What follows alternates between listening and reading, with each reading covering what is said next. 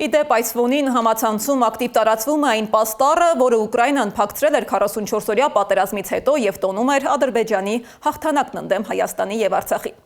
Բայց առավել հետաքրքիր է Զելենսկիի ելույթը նախքան Փաշինյանի հետ հանդիպումը։ Ուկրաինայի այցն ու ելույթը Ռուսաստանում ընկալվում է ոչ թե որպես հերթական դիվանագիտական մասնակցություն, այլ որպես հստակ քաղաքական ազդակ ուղղված Մոսկվայի։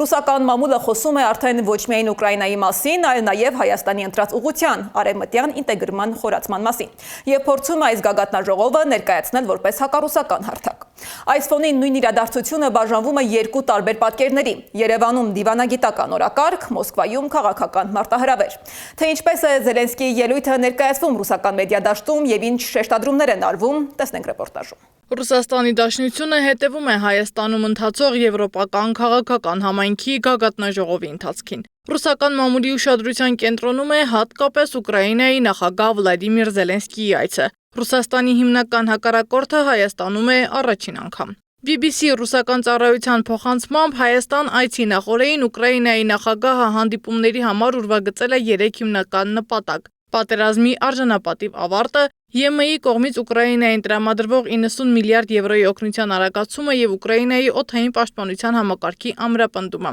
Զելենսկին սոցիալական ցանցերում հայտարարել է, որ Կիրակի Մեծ Բրիտանիայի վարչապետ Քեյր Սթարմենի հետ հանդիպման ժամանակ քննարկել է ռազմական օգնությունը եւ Ռուսաստանի հետ հնարավոր խաղաղության բանակցությունների կարգավիճակը։